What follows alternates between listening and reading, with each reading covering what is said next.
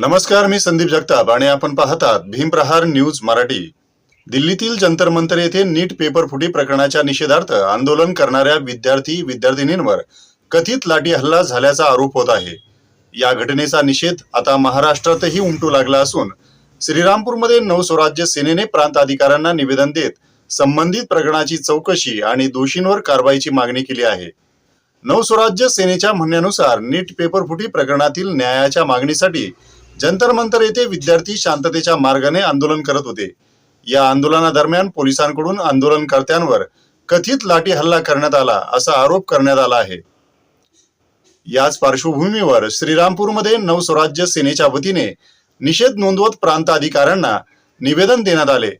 नवस्वराज्य सेनेचे राष्ट्रीय अध्यक्ष ॲडव्होकेट विजयराव खाजेकर यांनी सांगितले की भारतीय राज्यघटनेने प्रत्येक नागरिकाला शांततेच्या मार्गाने आंदोलन करण्याचा अधिकार दिला आहे। त्यांच्या म्हणण्यानुसार विद्यार्थ्यांच्या न्याय मागण्यांकडे दडपशाहीच्या दृष्टीने पाहण्याऐवजी शासनाने त्यांचे म्हणणे ऐकून योग्य तो निर्णय घ्यावा। तसेच सामाजिक कार्यकर्ते सोनम वांगचुक आणि कॉक्रोच जनता पार्टीचे अभिजित दिपके यांच्याशी पोलिसांनी कथित गैरवर्तन केल्याचाही त्यांनी निषेध व्यक्त केला। आज श्रीरामपूर प्रांत ऑफिस या ठिकाणी आम्ही नवस्वराज्य सेनेच्या वतीनं निवेदन देण्यासाठी उपस्थित झालेलो आहे। आपण बघतो की नवी दिल्ली येथे जंतर मंतर या ठिकाणी विद्यार्थ्यांचं आंदोलन चालू आहे आणि त्या आंदोलनामध्ये नीट पेपर फुटीच्या संदर्भामध्ये ती मुलं पावसामध्ये उन्हातानामध्ये बिगर जेवणाचं त्या ठिकाणी आंदोलन करत आहेत।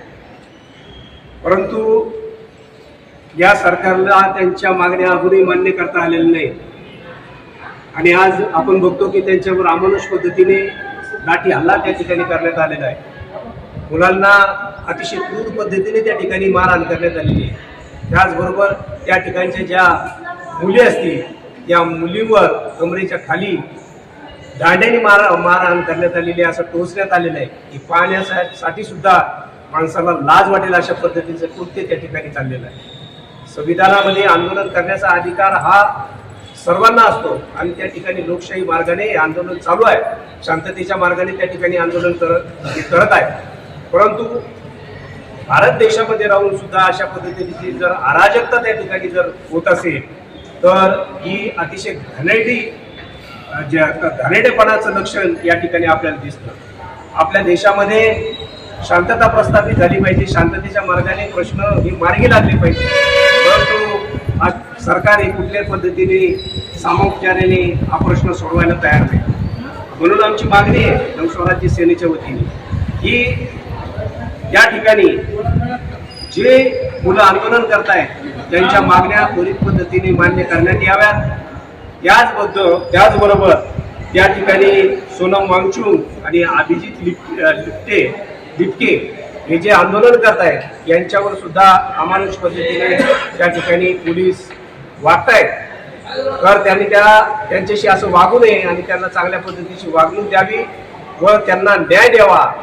कारण वांगचुक साहेबांना सुद्धा अतिशय क्रूर पद्धतीने म्हणजे एखाद्या स्ट्रेचरवर त्यांना घेऊन जायला पाहिजे होतं किंवा सन्मानाने त्यांना घेऊन जायला पाहिजे होतं, पण तसं काही घेऊन न जाता त्यांचे हातपाय धरून त्यांना उचलून हे घेऊन गेलेले।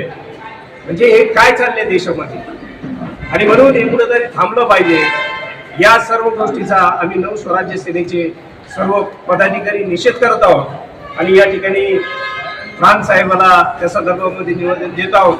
मॅडम अशा आहेत की नवस्वराज्य सेनेने प्रशासनाकडे काही महत्त्वाच्या मागण्या मांडल्या आहेत।